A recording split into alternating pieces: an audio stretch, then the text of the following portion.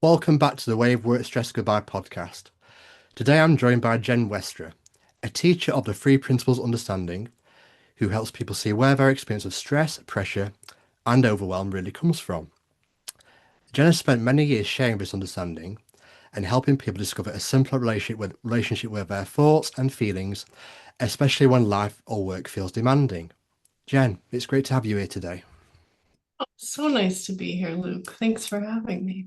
No problem at all. So, Jenn, I think we'll kickstart this by talking about the three Ps in a way where someone who's listening to this, listening about them, can hear it for the first time. So for people who are hearing about the three principles for the first time, how would you describe what they are and why they matter when it comes to work stress?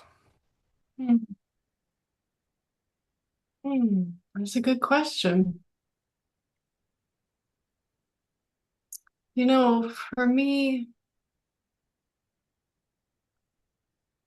the three principles are just a way of understanding how my experience is being created moment to moment to moment. And when you slow it down that slow, like moment to moment, it's very cool what happens because you start to see your experience being created and you start to see that there's so much wiggle room where in the experience that I think a lot of people, maybe most everyone, myself included, in the experience of a very busy mind where you have thoughts just running through all the time and you're feeling the weight of all of those thoughts and engaging with maybe most all of them, or believing in all of them, it's really hard to think that you have any say in your experience when your mind is moving really fast. And it's really easy to just feel a victim to your circumstances, to what's happening outside of you in life, and feel like, well, I feel this way because of these things and the way my life is. But when you really slow, when you like get reflective or kind of quiet and you look at how basically like look at how a feeling is created in you, where a feeling comes from. And if you look, you'll see it's coming from thought.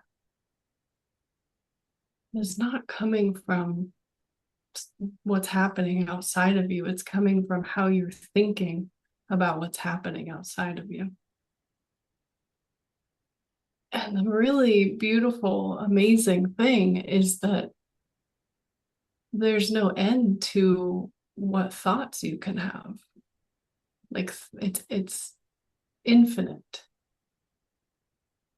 because of the power of mind, the formless energy that powers everything. It's always going to keep producing thought in us. And so what I've realized is, wow, just because I have a certain thought doesn't mean I have to believe it. Doesn't mean that I have to think further into it. Doesn't mean that it's useful or true. It's just a thought. And if I do nothing with it, it becomes formless again. It just like floats right out of your mind. So the three principles is really seeing that there's there's an intelligent energy behind life. And for me, the way that I know that it's intelligent, it's for me, I always look at nature and I see the way that trees bend towards the light, and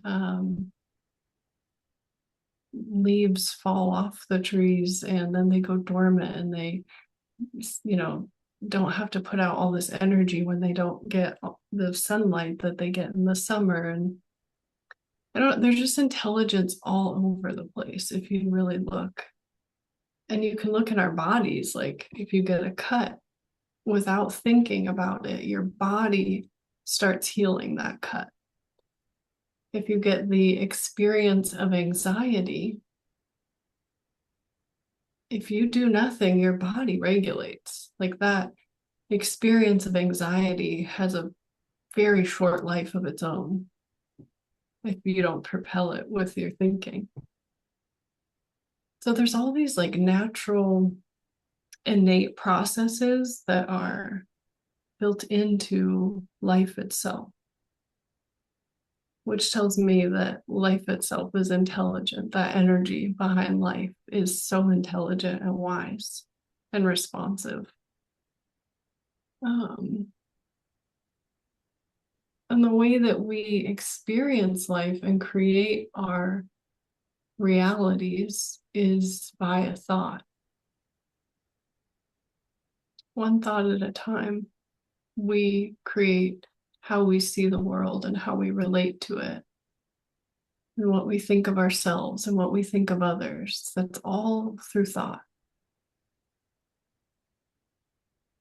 And we have this incredible ability through consciousness to be aware of the fact that there's this intelligent force behind life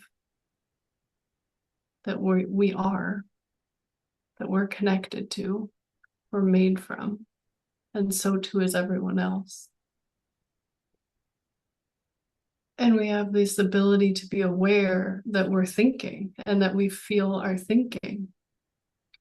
And so when you slow it all down and you see these building blocks behind life, behind the experience of life, I don't know, it's like when you get really philosophical about it, it brings about a really nice feeling. And it relieves this pressure that you maybe felt in the moment when you were in your personal mind thinking about how you relate to everything and what that person said and how much you need to do. When you kind of pan back out and you see,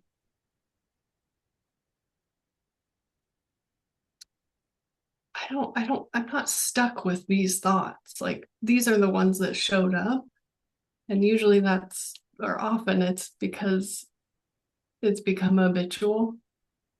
You know, the thoughts that we go into the most, they show up right away. So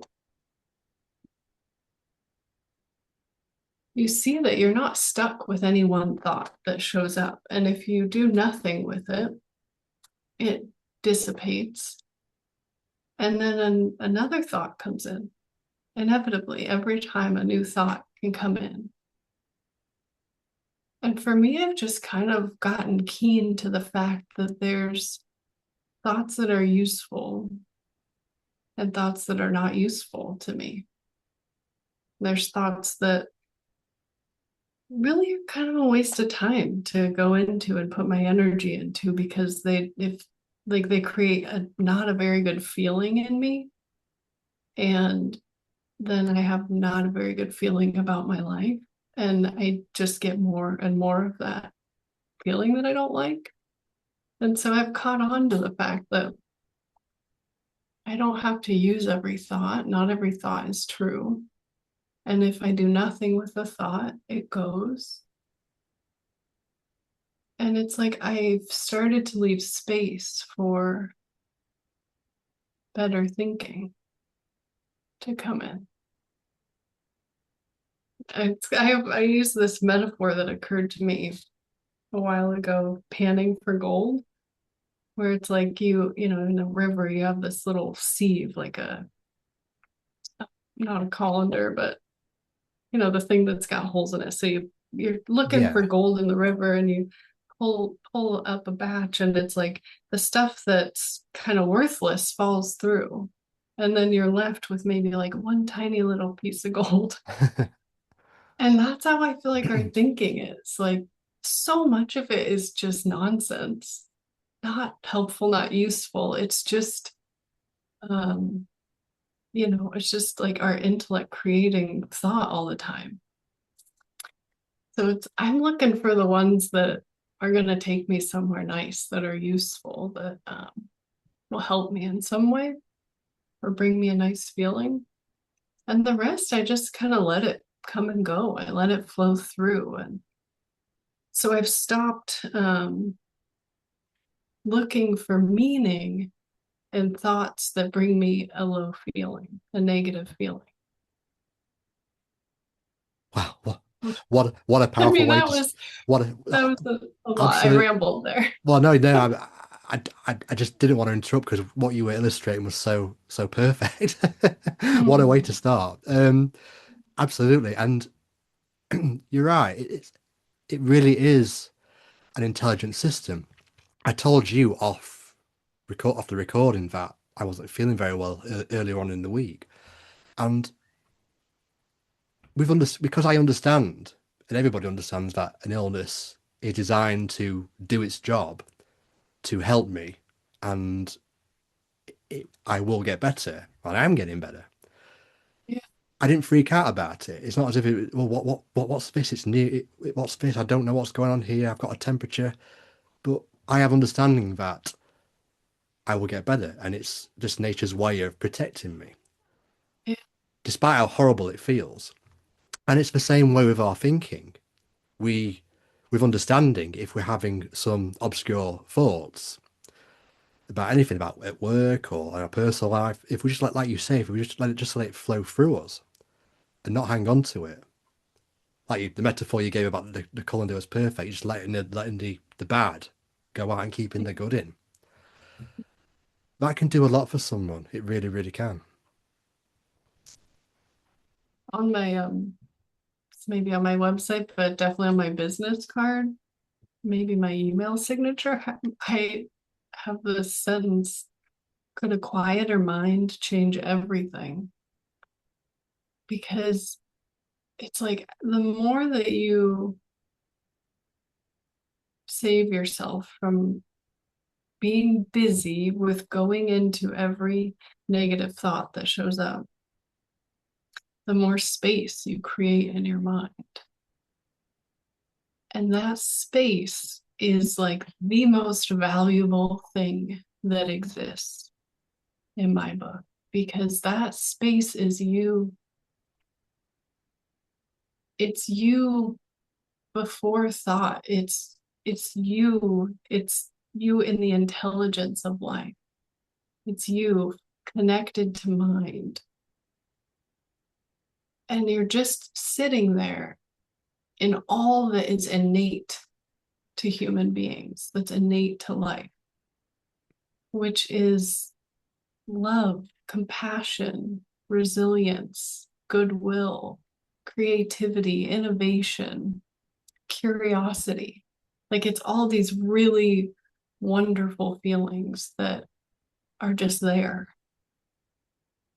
So for me, it's like I just see that I can give up on all these habits that I had of going into insecurity or overwhelm, which was a big one for me. Fear, whatever it is, like I see them for what they are. I know how those feelings feel in my body. And so I'm aware of my feeling. And when it starts to go down into overwhelm or insecurity, I'm like, oh, it's my little barometer. It's just my little guide that's like, oh, you're kind of moving out of your innate well-being here. You're moving into a line of thinking that's going to give you more of this feeling that you're feeling. And so for me, I'm just like, it's, I had a really big moment of realization or insight where I saw, wow, every time I go into a negative feeling, all I get is more of that negative feeling. I don't find my answers there. I don't get more clear there. I don't feel better there. What's in it for me? It's like I see it now as a separate activity that I could go and do that will take me out of the moment, take me out of my life, give me a really bad feeling and make me doubt and question everything. And so I just am like so aware of it when it comes in. And you talk a lot about overwhelm and workplace stress. And I just the other day, on Wednesdays, have to, I drop my kid and our little friend down the road. I drop them off at preschool, and then I have like 2.5 hours where I can work. And um, I had a call for an hour and a half. And then I was like, well, I have like an hour um, to do anything. And I got like a couple little things done, but then there was like a mess on the floor, pile of stuff. So I was like, I'll put that away. And then, like a few minutes before I had to leave to go get the kids, I noticed myself thinking like, oh, I need to email that person. Oh, I need to email that person. I need to do that. And I need to do that. And I started like creating this list in my head of all the things that I need to do. And I could feel my mind getting busy. And I could feel it was like the edge of overwhelm. I could feel it coming on. And I was like, oh, Jen, you're gonna go into overwhelm here if you keep doing this. And so I just sat down for 1 minute and I made a list of the things that were in my head, put them on paper, and really just like it's cool because I used to always go really far into that feeling, and I would start to feel like I don't have enough time for what I need to do. There's too much expected of me. Um, I'm bothered by anybody adding anything else to my list. I'm bothered when I get interrupted. I get this like big feeling of pressure and overwhelm. And I would get so lost in it. But it's funny now when I start to feel the feeling of overwhelm, which comes via thought, that's my cue to slow down, which is the opposite of what you would think. You'd think I've got to speed this up and get more done. But as soon as I slow down I let my thinking settle, my feeling of okayness comes back. My feeling of, oh yeah, I can't do everything at once. It's like I come back to the present moment, and suddenly everything is so much clearer. And it's like, oh, I should make a list of all this stuff instead of keeping it in my head. Um, so it's just like really cool to become aware of how feelings show up in you, what they look like in you, because they're there as guides for you. It's like when you get that feeling of overwhelm, it doesn't mean that you're broken, you need to be fixed, that you're not doing enough, that you need more time. It just means you're holding a lot in your head right now, and you're thinking really far into the future. You're getting lost in thought. And if you can just slow it down, you'll see what to do next. Wonderfully illustrated again. Beautiful. And that is a great place to get to. If you can be,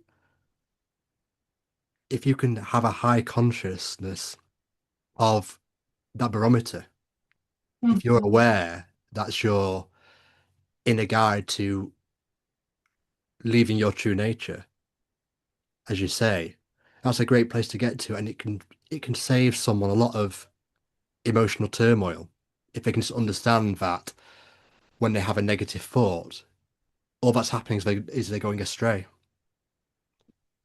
and just allowing themselves to come back to themselves can help them fix any problem out Yeah, there.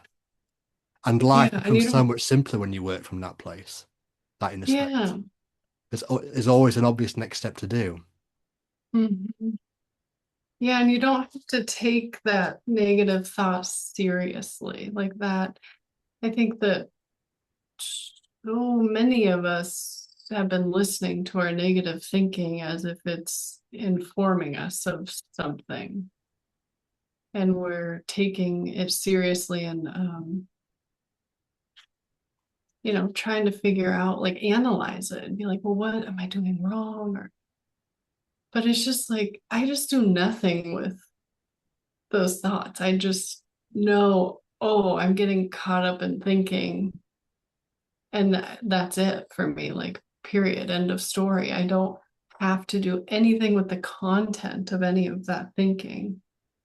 Just knowing, oh, I'm getting caught up. I, for me, I this is just my experience, and it came through insight, maybe a series of insights, which I believe come to us when our thinking settles. It's like the channels open, so you're going to get something from life, from mind, from that intelligent force. When you can let your intellect quiet down, the channels open to get something new. um, but I don't remember what I was saying just a moment ago. Got sidetracked in where insight comes from.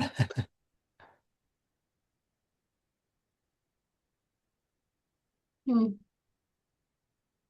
I lost it. That's the power of the illusion and Yeah, thought. something about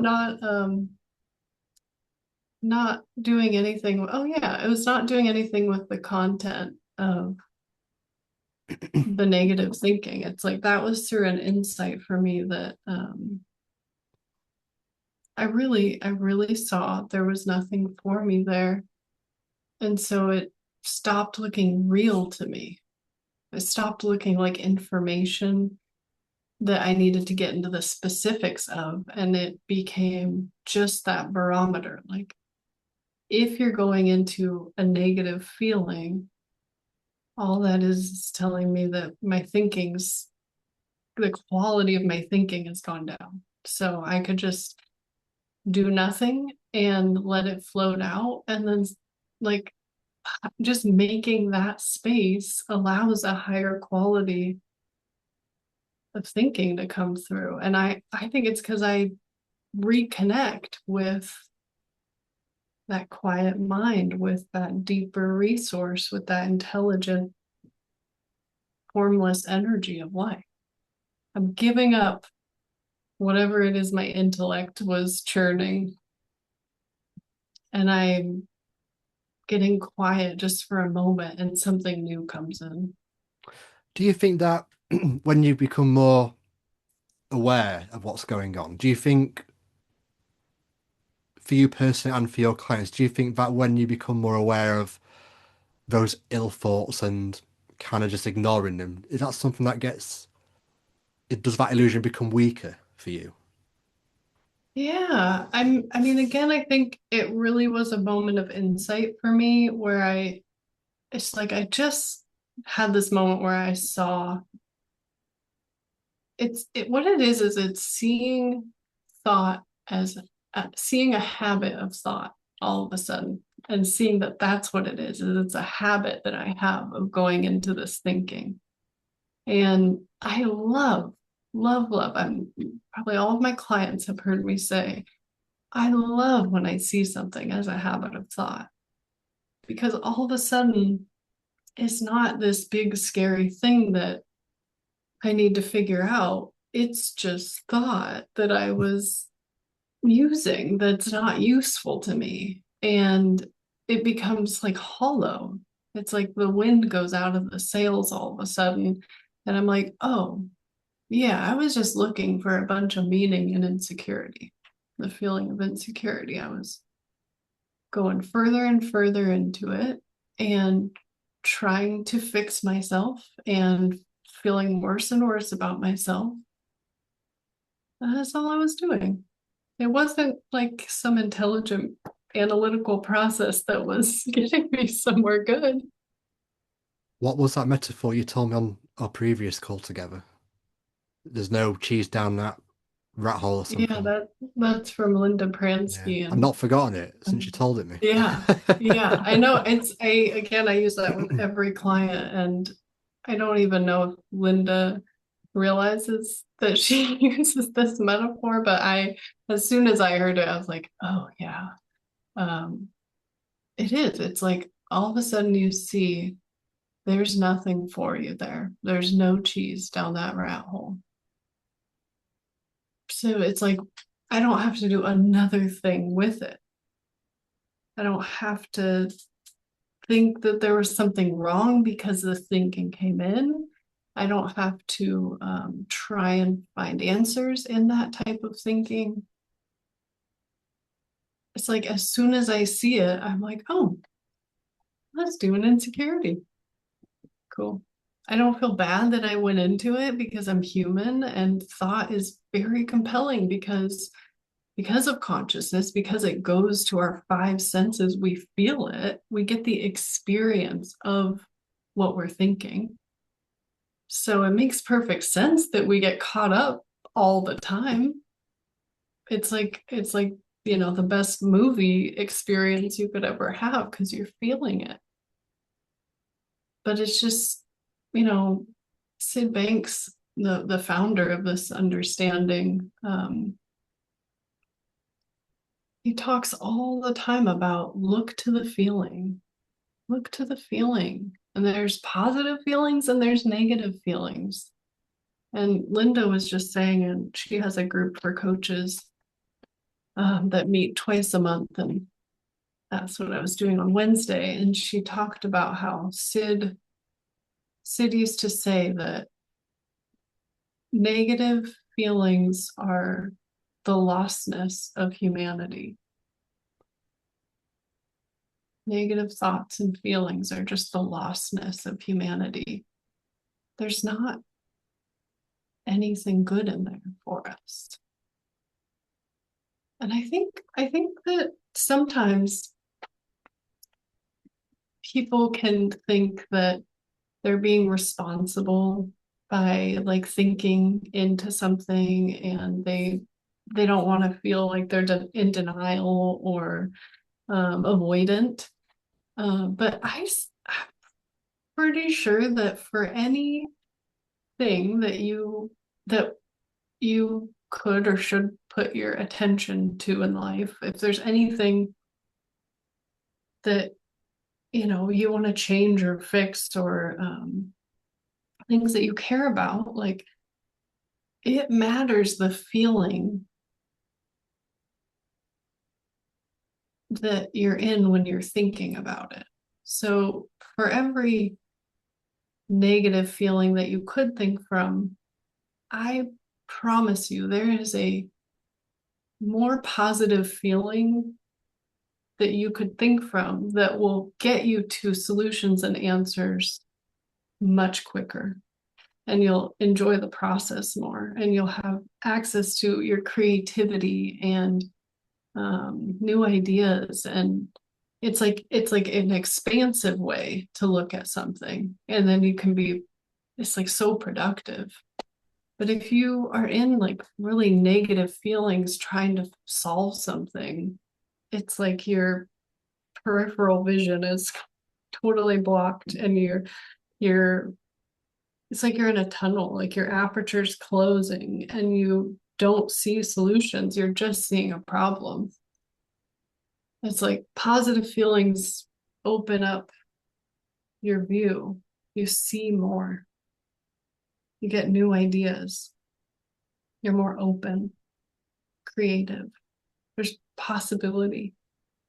But negative feelings just kind of narrow things and shut us down and don't allow new things to come in. Your potential is just limited, isn't it? When it's just Yeah, that narrow and you're only seeing life a certain way, yeah, it's limiting yourself to seeing so many possibilities that you could have that are much more pleasant than the experience that you're probably having. yeah. And I I think, kind of marvel. Oh, go ahead. no, no, I was going to say, I think people pride themselves, don't they, on their intellect. You're on about about Yeah, people kind of find it kind of, you know, off-putting not using their intellect, and that's the way we've been brought up from the education yeah, system to you've got an issue, really think about it to solve it. And it hmm, only yeah, gets you so far. Sometimes you have to kind of go inward and look beyond the mess that you're creating to yeah, think, oh, it was that all hmm, along. yeah. I'm so that was another realization I had was I noticed I started to pick up on when I would be trying to solve something in my head and I'd just be spinning and spinning and spinning in my head. Um, and maybe it could be something from the past, like kind of you could categorize it as a trauma or a really bad memory, and I could go into rumination trying to figure it out and fix it.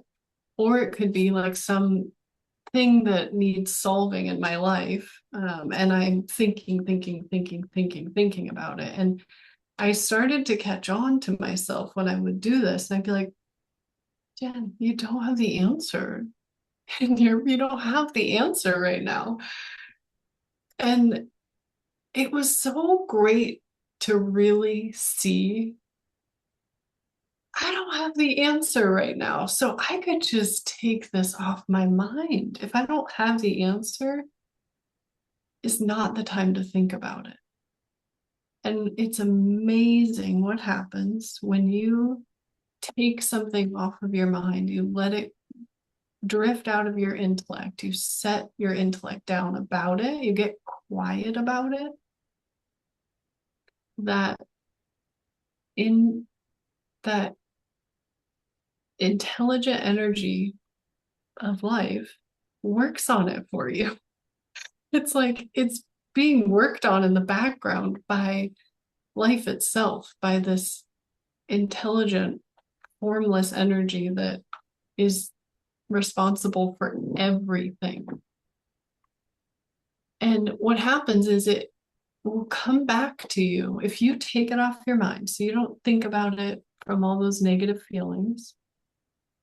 You take it off your mind, it will come back to you at some point. Could be in an hour, could be in a day, could be a week, could be a month, could be a year. You'll get a new thought about it from a better feeling. And it's like it solves it for you. And you didn't have to, it was not effortful. You didn't have to stay engaged with it mentally the whole time. And you got a new answer about it. And it freed you up to be present in your life while that thing was being worked on. I mean, it, it's like one of the greatest resources that has to be like the most underutilized is delegating it to life. Just a colleague, Win Morgan, he uses that phrase a lot, and I love it. It's I don't have the answer, and I can recognize I don't know. It's fine to be in I don't know. It's such a fine place to be. It's so human to not know sometimes. And if you can get comfortable in the not knowing, be okay that you don't know sometimes. You can take it off your mind. You're gonna get an answer. Again, I don't know is perceived to be bad. If you don't know an answer to something, that's like, "Oh, why don't you know that?" It's Mhm. it's that kind of thing, isn't it? You're right. Yeah, when If did you I don't, don't know become a bad thing? yeah, yeah. When did it become a bad thing? And again, it's all down to intellect, isn't it? And and that kind of thing. Um, Yeah, for sure. you mentioned Sid Banks about a few minutes ago. I know you didn't personally know him, but could we just talk about Sid a little bit more and talk about why his realization back in the 70s was so significant, just for the benefit of listeners who might not know who Sid Banks is? Yeah, yeah. George Pransky, who uh, I is George and Linda Pransky, founders of Pransky and Associates, where I've worked for 7+ years.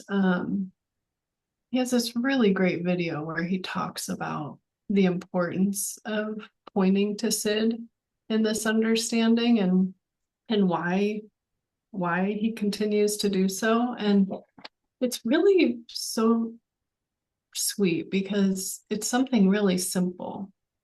It's the fact that one ordinary person all of a sudden had this massive jump in his level of consciousness, unprompted. All of a sudden, he saw so much about life that it created all this ease. It was like the soothing balm to all of his suffering that he'd been up against his whole life. He was a very insecure man, and he maybe struggled with anger. Don't don't quote me on that. But he really struggled so much personally, and all of a sudden he got this new thought that came to him where he saw that insecurity was just a thought. It wasn't something real. It didn't mean there was something wrong with him because he felt the feeling of insecurity. He saw the feeling of insecurity is coming from my thinking. And then he had like a 3-day experience of just seeing more and more and more and more about life and how our experience is created, and essentially saw the principal level of how the human experience is created moment to moment. So, like, saw it all the way down to its very foundation where you can't break this down anymore. These are the building blocks. You can't have one without the other to have human experience. Like, all three of these things, mind, consciousness, and thought, are at play for every bit of human experience. So really, the importance of pointing to Sid is showing that it could happen to anyone. It's available to anyone at any time. And that's the potential for people, that you can make these jumps through these moments of insight. Like, all of a sudden, you can get a new thought that changes how you relate to the whole world. And it's not through a bunch of techniques and strategies and how-tos and repetition and all of that. I think, he had this moment where he got reflective and saw something new. And maybe he'd never had that experience before or hadn't registered on it, but then he did register on it and it opened like this floodgate for him. Yeah, and Sid, I mean, he was so pure in the way that he shared this understanding. He wouldn't go into all these little details of our personal lives. He really stayed philosophical, and it's amazing. Like, for me, what opens up when I listen to Sid and just seeing life from that philosophical level brings about such a rich, deep, calm, peaceful feeling where it's like everything is good. It's always been okay. It will always be okay, no matter what happens.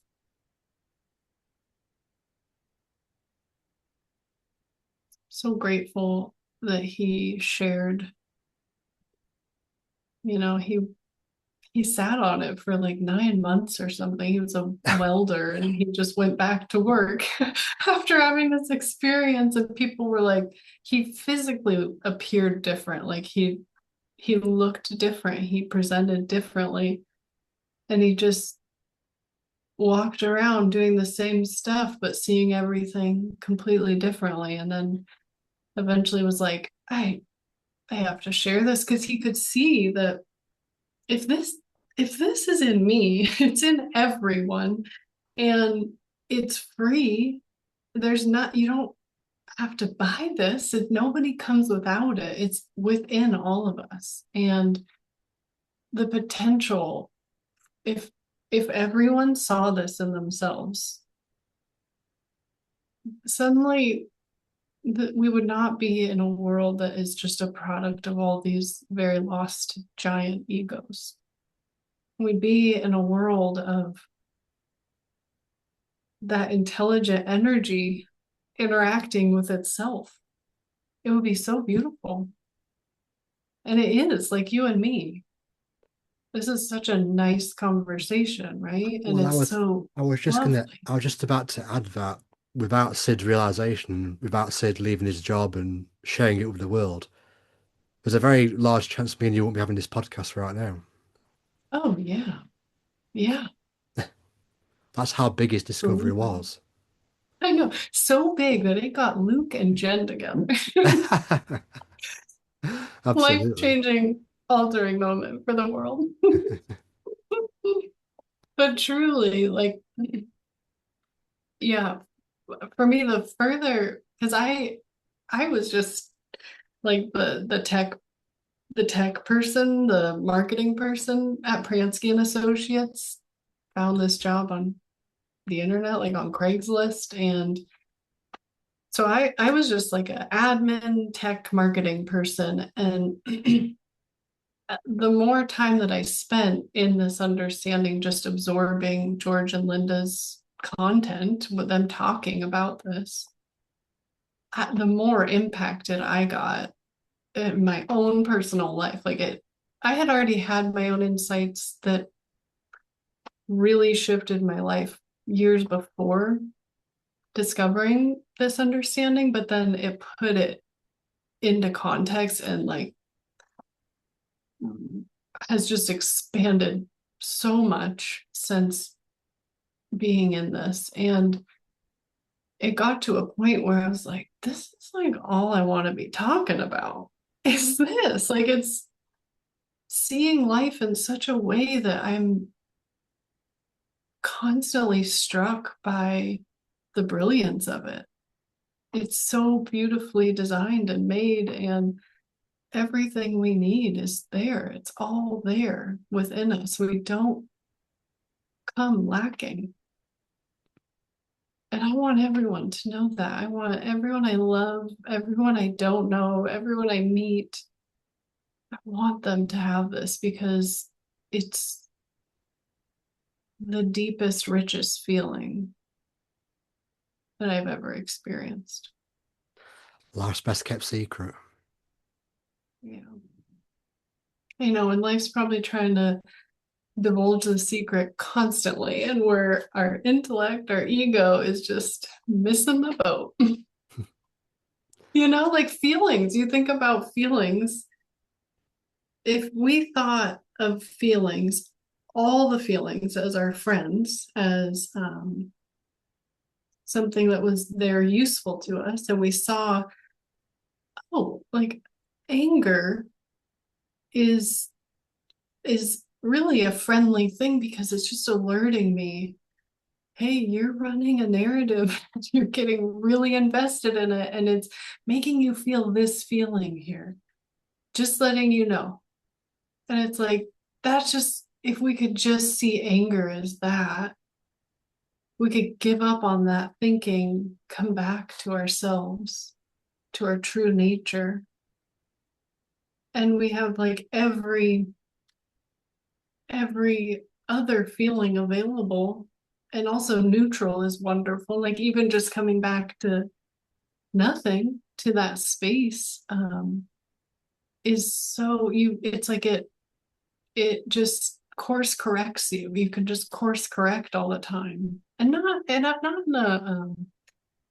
you don't want to get into like micromanaging your experience and only having certain experiences. Like I mentioned before, we're going to get caught up in thought. It's so compelling.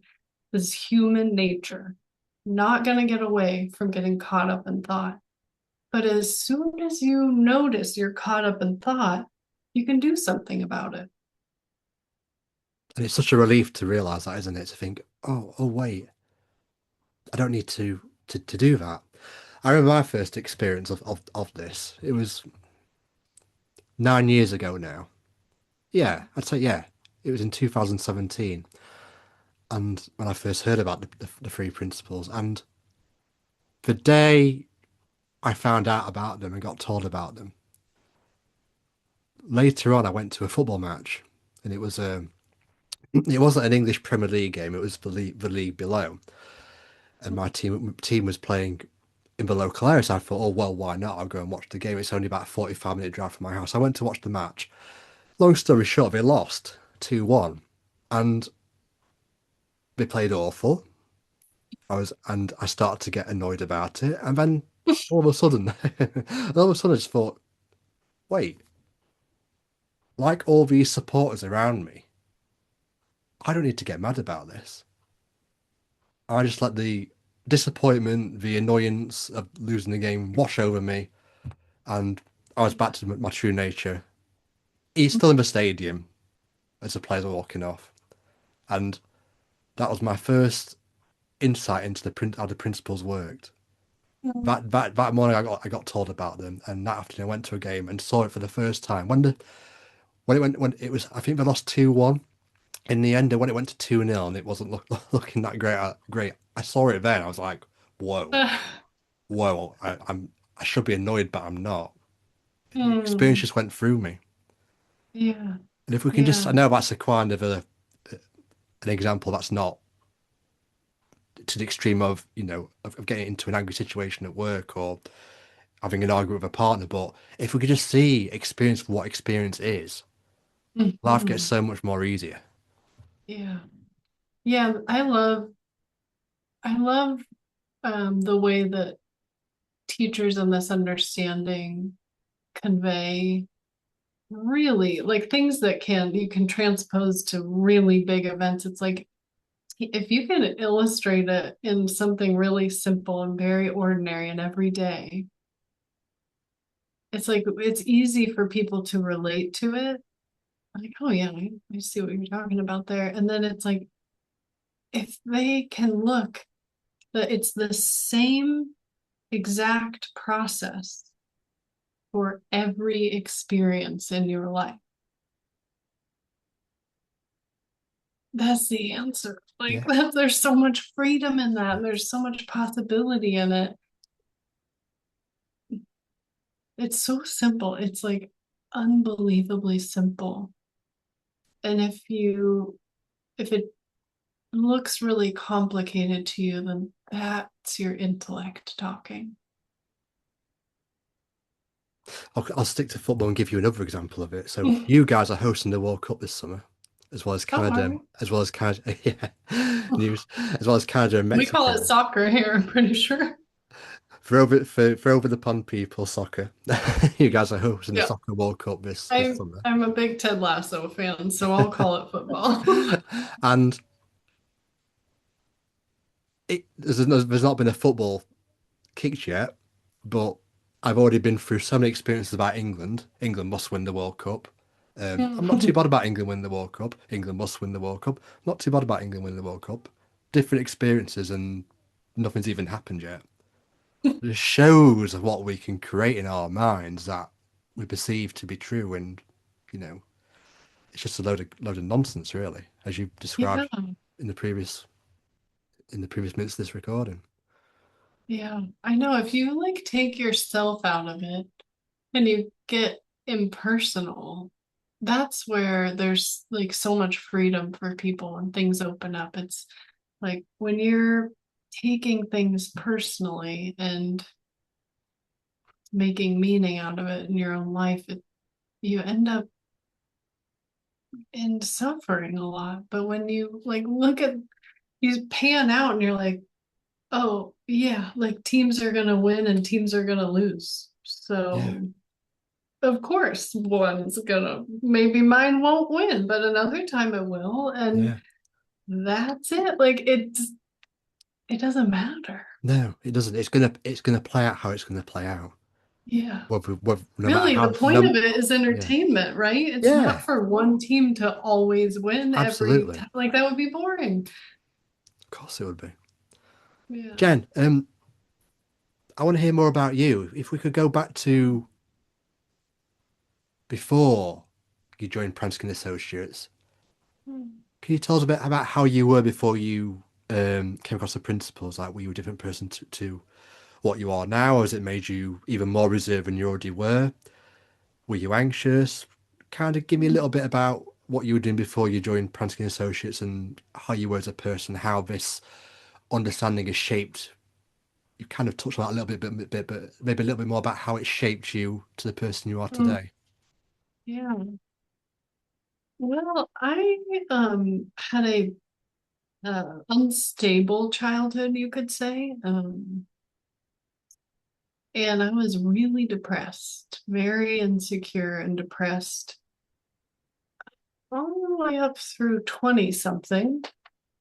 And yeah, I was just like pessimistic and negative and feeling the weight of it all, you know? And it's funny, I can't, did I tell you? I don't know if I told you this story when we talked before, but I'll tell it here and I'll try to make it short. But so I used to live alone in Seattle and barely made enough money to live alone. Or like buy food or gas, those things. And I had this very, very old truck that was my grandma's, named Agnes. And it was like definitely falling apart. It was a 1973 um, pickup. And I worked at Starbucks and I was a supervisor and I had to work at like 4:15 in the morning Oh often. wow, that's early. Yeah. So I was on my way to work one morning and my truck had this thing where it would blow the headlight fuse all the time.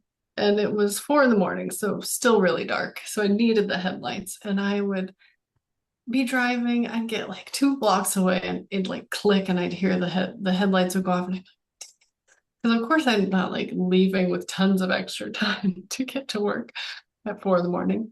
And it's like I had to pull the choke out just right so the truck wouldn't turn off, and I had to have all these extra fuses, and I pop it and I get the new fuse in, and this truck, like you had to pump the brakes like 3 times to come to a slow stop. It was falling apart. Anyways, and I'm driving and I just started thinking, gosh, if I just had a vehicle that was reliable, like then I'd be happy. If I just had a job that I didn't have to get up at 4 in the morning, then I'll be happy. If I just like have a job where I make enough money so that I'm not totally stressed all the time about, living, then I'll be happy. And all of a sudden, my next thought was, or really, I just saw in the next moment, if I'm ever going to be happy in life, it has to be right now. It has to be in the moment that I'm in. It's not it's not going to be when the circumstances align. It's got to be it. I like saw all of a sudden that the feeling of happiness was something that came from inside of me, not from outside of me, from circumstances being just right. Because I realized like well, maybe I get those things, but I still might be unhappy. Like then I might want this thing or that thing, and I might always be putting my happiness off till all these things get right. And I just saw it was something that came from inside of me in the moment.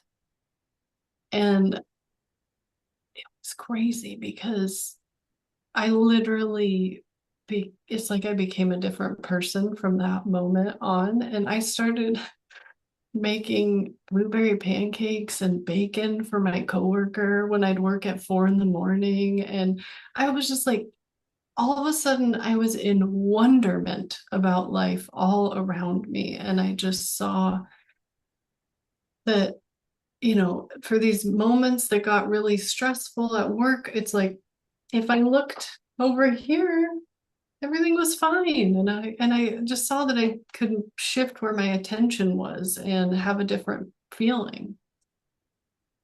So that was kind of a beginning moment for me. I mean, people noticed in my life that it's like I changed overnight from a depressed, pessimistic person to like the most optimistic, joyful, excited, just in awe person. I was just falling in love with life. And then like 6 years passed before I found this job for an administrative assistant. And that feeling that I found, like it came and went over those years. And I even had a period where I got really kind of down again. And I was worried that it was gone forever.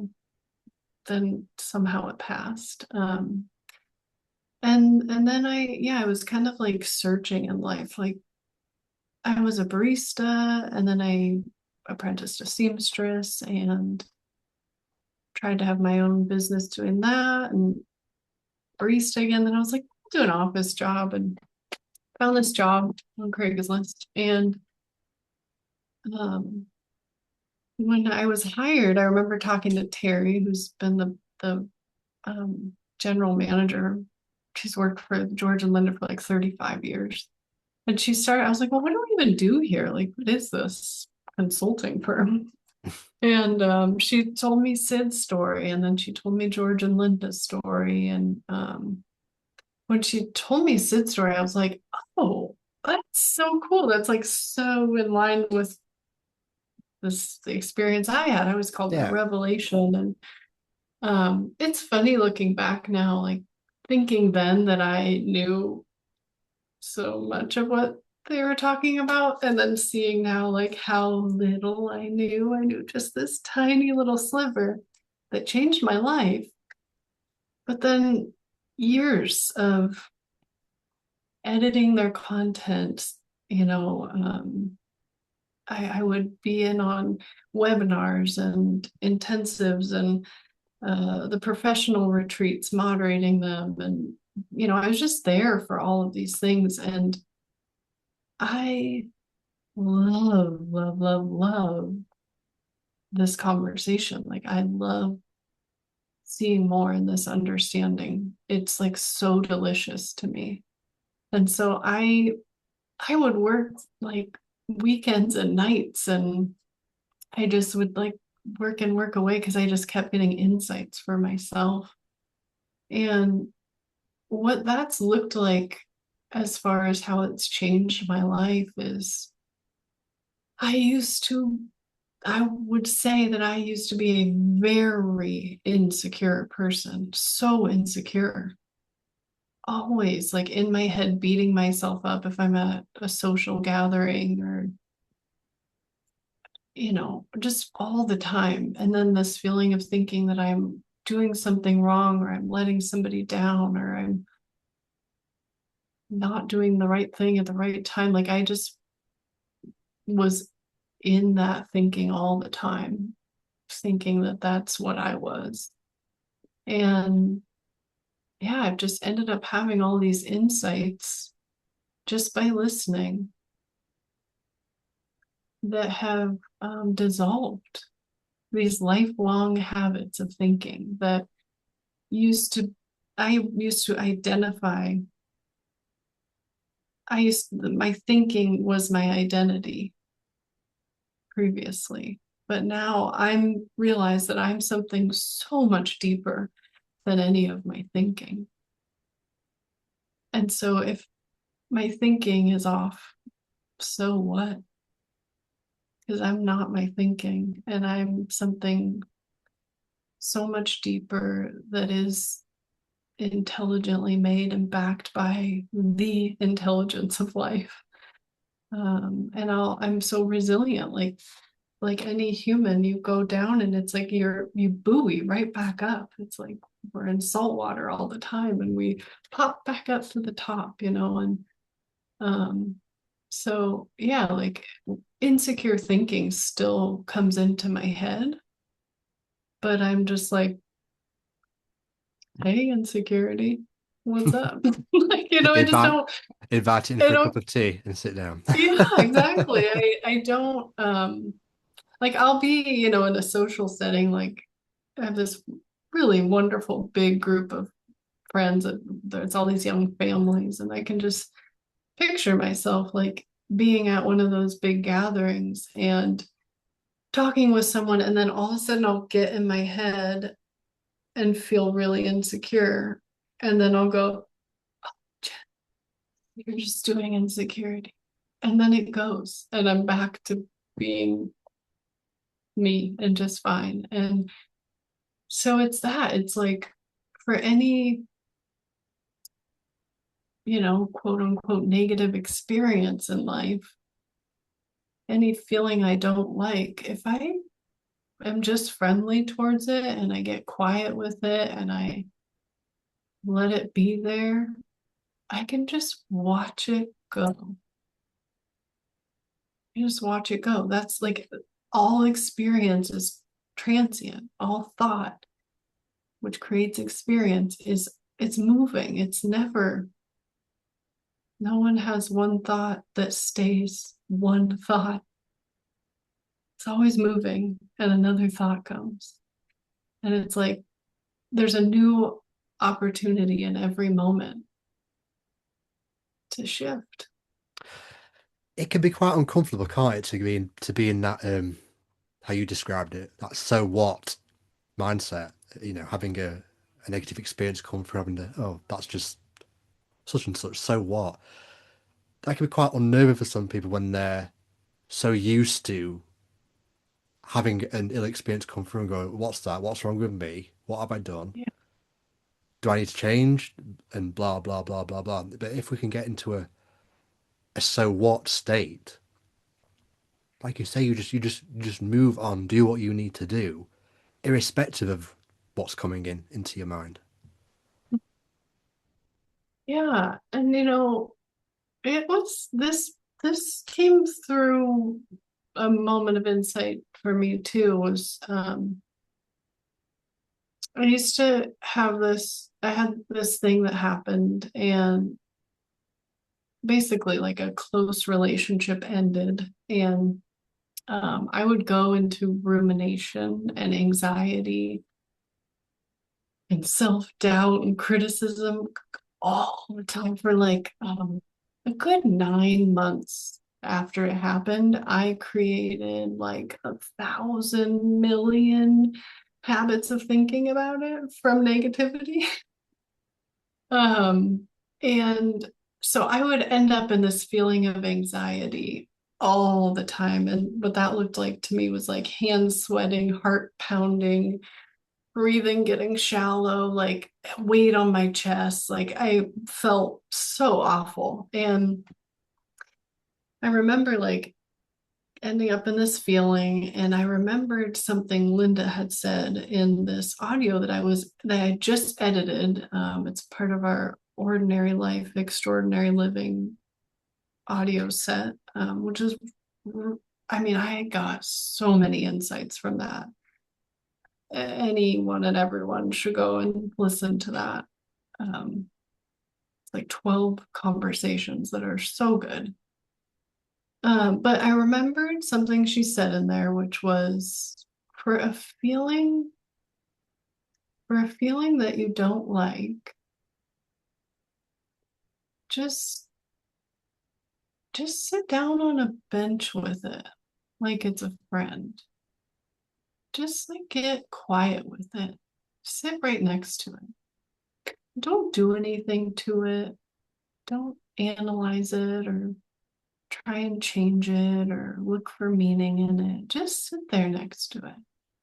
Get quiet with it. So I was in this huge, horrible feeling in my body, this experience that I hated. And I like walked into the other room and I mean, like my heart is pounding as I'm doing this. I'm like, okay, just get quiet with it. And what happened for me was I saw it was like I had this little force field right here that it's like I was kind of like trying to protect this little space, and all these thoughts kept coming at it, coming at it. And I was like, no, I'm curious about this space that's quiet. And so I became really aware of my thinking, of my thoughts as they were coming in. And I didn't follow any one of them fully. Like I didn't let them play out all the way. I just was like, oh, it's another thought. That's another thought. That's another thought. So I was more interested in the space that existed under the thinking or between the thoughts instead of the thoughts themselves, like anything that they were saying. And what happened was because I was more interested in that quiet than I was in the thinking, my thinking settled. I stopped having thoughts come in. And I'm talking like a matter of seconds. I got quiet with this feeling. And while all that's happening, my heart is still racing. The full experience is still there, but I'm getting quieter. And it felt like I was fully quiet for a few seconds. And it was like I watched the feeling in my body go away. The whole experience of anxiety dissipated out of my body when my mind got quiet. I was like, oh, that's cool. That sure is cool. Wish I had known about that my whole life, that if I do nothing, I get quiet, any experience that I don't like will just go. And it was, for me, that was the moment I discovered my deeper mind, something other than my intellect. And it was so thrilling to me. Because I got so rewarded by visiting that space for a few seconds that it's the only tool in my tool belt, is that I can let my thinking settle and I come back to this like innate experience of life, my well-being. And I, for a long time, was calling it like my trap door to meditation, because it was like I just all of a sudden realized, oh, there's like been a button that's like super conveniently located that's been there my whole life and I've never pressed it. And here it is. And here I pressed it and I can just go to this quiet mind. And all it is that I care less about the content of my thinking and more about the quiet in my mind. And so, I mean, that for me, I saw that there was something deeper than what my thoughts were telling me. And that was such a beginning, because there was just like all that's come from that is seeing, oh, I can delegate this to life. Oh, like I just keep seeing all that there is to trust in, all of this innate intelligence that's there. I just keep seeing it more and more pretty much every day. And I see how little thought we really need to get through life. I love that. I love all that. And I love the metaphor that I think you mentioned via Linda about sitting on a bench with it all, because that's the total opposite of what you'd expect a person to deal with anger. A person with anger feels compelled to do something about it out of here. And Yeah. that never ends well. It feels like it's the right thing to do, but it never whatever that thing is to Yeah. act on in the outside world, it never ends well for anybody. Yeah. I know you end up like, gee, I ought to make some amends now. Yeah, yeah. A few sorries Which is here and there. fine too, like I mean, we're gonna do that too. Yeah. But seeing what's available, what's on offer, this resource that is within us, it's life changing. Yeah, and I was gonna say earlier, I feel like I am more busy than I've ever been in my life. Like the amount that I'm doing in my life, I design websites, I do all the marketing and, you know, admin and tech for Pransky. I have my own coaching practice. I'm running a group of coaches in a 7 month like I have a 5-year-old, I was about to and say, I honestly you're a parent as well. yeah, and I just tallied it up. I have like 24 hours in a week of childcare that I do this in, and then some in the evenings. But so all I have to say, I feel like I'm doing more than I've ever done before. And it's like so easy. There's so much ease. I have so much less in my mind that I keep on my mind. It's like my frequency of thought is so much less because I've given up on going into all of these negative habits of thinking. And over time, it's like cleaned my head out.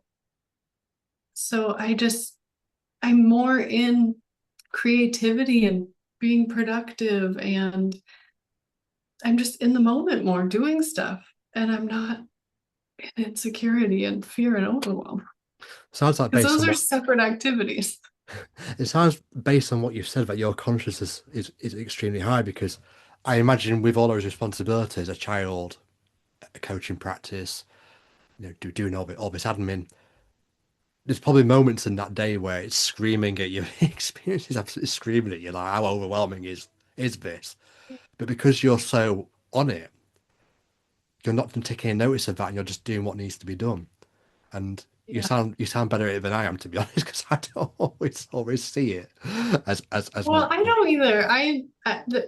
Linda's always saying there's no perfection here, and No, it's so true. Like um, my blood boils with my toddler screaming at me or throwing her food across the room, or she's just very spirited. And I like there's certainly areas where I get caught up in thought way more easily than others.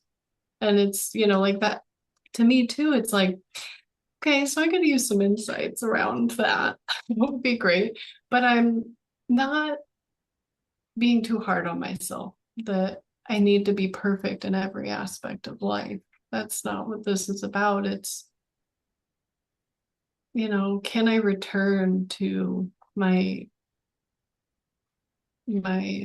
true nature more quickly when I do get caught up? Like that's more important to me than never messing up. are you hopeful for the future? Are you hopeful that the more people like you, like me, like anybody who is sharing this understanding, are you hopeful that we can make this? I mean, it's more mainstream now than it was decades and decades ago when Sid first discovered this, but can it get bigger? Can it be taught in schools more? Can it be around workforces more. I think the potential is there, but it might be a few years away until we get it to that point. I'd just like your take on Yeah. it, if that's okay. Yeah. I am totally hopeful. I mean, every conversation that's had around it, every insight anybody has, all of that moves, I think, the collective consciousness. It is having an effect. Um, and the frequency has to be more all the time, right? Like the more that any of us have these conversations, that's where it's like, wow, I got into this work because I just wanted to be talking about it. I wanted to be in this conversation all the time. Uh, and once I was in it, I had this moment where I was like, oh, wow, this is really important work. This is so, it's like more important now than ever because if we could raise the level of consciousness of one person, that's going to have a ripple effect on the people that they come in contact with. And it can change the trajectory of their life and how they interact with the world. And the more people operate out of neutral or positive feelings and less out of negative and their egos, that affects the world. It affects, like, if there's one consciousness, every time someone chooses a higher road or nicer feeling over a negative, that affects the whole. So to me, it's like there's only hope. There's only hope. Um, yeah, I've been on a journey to try to go viral or get 1 million followers for Pransky and Associates, and we just linger at 2,393. Like it's just, despite my efforts, it hasn't like burst out of the bubble and taken off in the way that my intellect really wants it to. But I really think that there's so much work happening in this understanding all over the world. And if you really think about it, started with person. One person had a moment of insight. And if we could tally up how many people have had insights or gained this understanding of life, I think the odds are actually pretty good. You just Really. take it back to one of Sid's videos, actually. Can't remember which one it was, but there's a video. I think it might be one of the Hawaii lectures or Hmm. Long Beach ones, possibly. But he says something like when he left his job and he started to, you know, give out this understanding, he'd have people from India coming over and people from all over the world to hear about it. And that blows my mind because, this is the 1970s and there's no Yeah. Facebook, there's no internet. Yeah. How does a man, In Salt Spring Island, that's like a yeah, rock in the how middle, it you blows my know? mind. It blows my mind because how does a man get a message out? And he even says on the video, I don't know how they heard about it. Yeah. How did the message get out there to people back in the 1970s to come over to that place to hear about that? Incredible. Yeah. It is incredible. It is. And I think, I mean, if we got to like look at a montage of all the work that's been done, like all of the sharing of this understanding from one person to another, from, one person to a whole group of people, like I think it would be unbelievably remarkable to see all that has been shared and the effect of all of it. I think we're at this point in society, we see how things can spread like wildfire and become viral. And we're like, well, why is that not happening? How is this not, how does everybody not see this. But it takes getting past someone's intellect to really touch on this, to really gain something from this. And that happens in these like slow, quiet moments that generally are not found in wildfire. It's like this, it's one person to another. It's one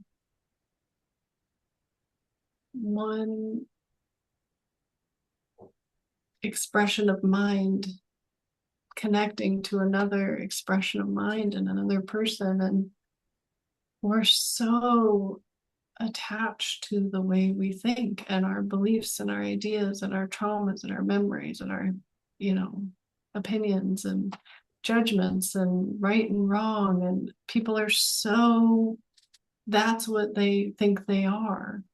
And so takes something else to get past that. Like it's a quieter, maybe slower process, but once someone has it, it's theirs forever. It's theirs forever. And yeah, we could get, disheartened about it, but no cheese down that rat hole. Love that metaphor. Yeah. I Um, feel like I need to get someone to illustrate it. One of my clients talked about getting a tattoo of it. on the back. Yeah. Well, it's got to be somewhere you can see Well, it. that's true. Yeah, yeah. There's no point having it underneath clothing, is there? So yeah, on the wrist or something like Yeah. She that. has it. She actually has it as the background on her phone. Oh, that's good. That's a That's good one. great. Yeah, Yeah, that's where you're yeah. gonna see it. So, um, Jen, give me your 2026 and from this point forward. So, what are you doing at the minute to kind of get this understanding out there? Is it more coaching? Is it something else? Just want to give us a bit about what you're doing this year, if you would Yeah, do, please. yeah. This year's cool. I've only actually in my intro, I maybe was slightly misrepresented because I've only been coaching for a little over a year. Oh wow. Um, yeah, I was like the marketing tech person, and I just got so affected that it's like, all right, yeah. Well, it was in the building of an online course for George and Linda called How to Be a Coach that I really saw how to be a coach. So it's it's effective. But so this year I launched a guided group program around that course that I built. So I have a group of like 30 something coaches where we're all like doing the modules on our own, and then we come together twice a month and chat about them and share insights and questions. And so that's really cool. I've never led a group before. It's my first one, and um, it's so lovely. We're like 5 calls into 14, so we've got a ways to go, but it's been really neat. And Kate's in that group. And then yeah, I'm just like kind of always taking on new clients. I work in 3 or 6 or 12 month packages. And those are really cool, like to see someone come in one way and then 3 months goes by and we've had 12 conversations and they're seeing life so differently. And it's pretty incredible to be in those conversations and just witnessing shifts and change happen in people. I have ideas all the time of new programs and products and things like that, and some of them will come to fruition, and some won't. But yeah, I'm kind of like I this year I had read Sid Banks' book, The Missing Link, some years ago, and I was like, oh my gosh, just the greatest book I've ever read. And so I I've read all of his books this year. I hadn't read any of the other ones, and I'm just kind of like absorbing and yeah, kind of always making connections with people and seeing if I can support people and share what I've found.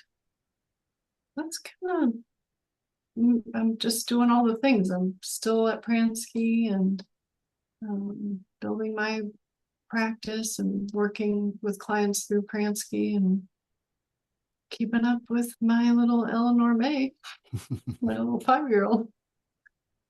I bet it's Yeah, incredible, isn't it, to see, like you say, 12-week programs, or you've got to 12 weeks and whatever program you're delivering, and to see the shift from when they first walked in through the door or the first Zoom call that they had to the person they are yeah, from call 12. yeah, But the difference is quite yeah, profound. yeah. It's so cool. And it's just like the greatest thing to be the person that gets to hear about someone else's insights as they're having them. Like that's, oh my gosh. I can't imagine a better profession to be in. It's such an honor. It's such an honor. I mean, it expands me and yeah, to get to wake something up in somebody else and them feel more ease and enjoyment of life. What could be better? I always think that as well. I always think, what better way to have a profession than just talk to people about how life works and make them see the beauty in it. Yeah, exactly. I know there's so much to trust in. There's so much. It's just such a beautiful, beautiful design. You can just see, like, the more that you see that it is all intelligent. Yeah, it's amazing. Yeah. And do you want to take the opportunity on the podcast recording to tell people how to get in touch with you, an email address, website, or anything else, Yeah, now sure. now's your opportunity to tell people. Yeah. You can there's like a couple ways. I'm Jenn at pranskyandAssociates.com, Jenn with two N's. And then Jenn at JennWestra.com is my own site. And either way, you can find me. And I have I have an Instagram that I really don't keep up on, but maybe I will start to.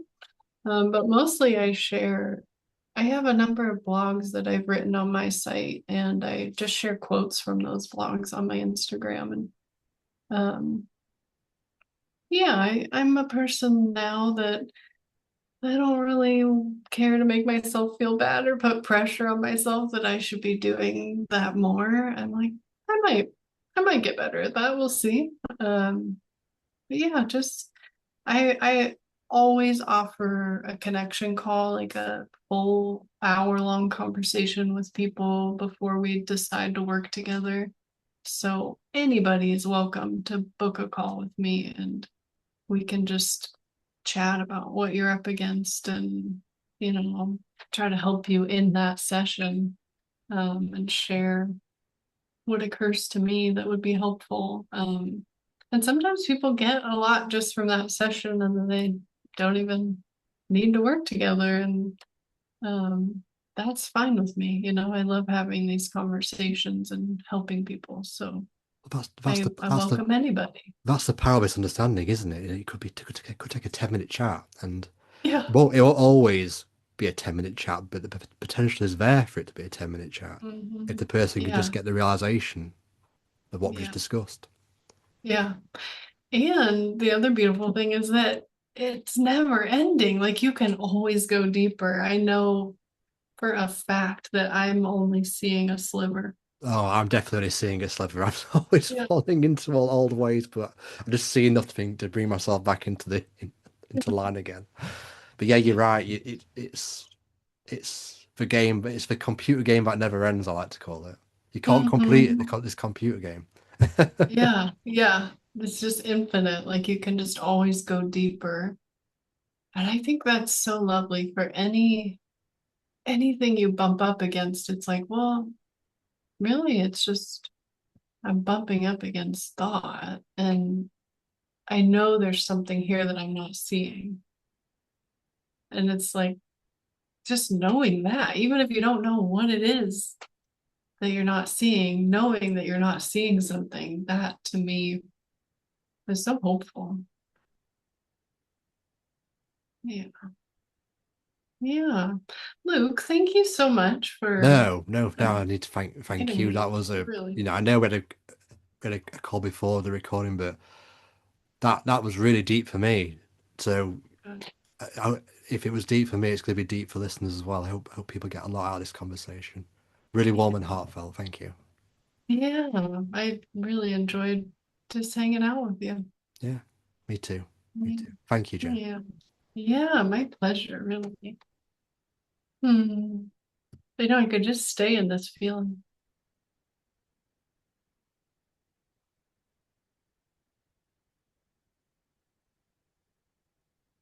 Me too. It's the power of the seeing beyond. Hmm. It's funny, isn't it? Because it's Friday evening here, and I always seem to think I seem more relaxed on a Friday evening, naturally because it's the end, end of the week and we're about to go into the Hmm. You weekend. made it. And I always think, oh, it's because, it's because of I finished work or the weekend's here, but it's just the time my thinking eases. That's all that's happened Hmm. in the week. Hmm. Oh, that's so cool to see. Yeah. Yeah, it's not the circumstances. No, no, absolutely not. That's really cool. Thank you, Jen. Thank you again. Yeah, thank you, Luke. So nice.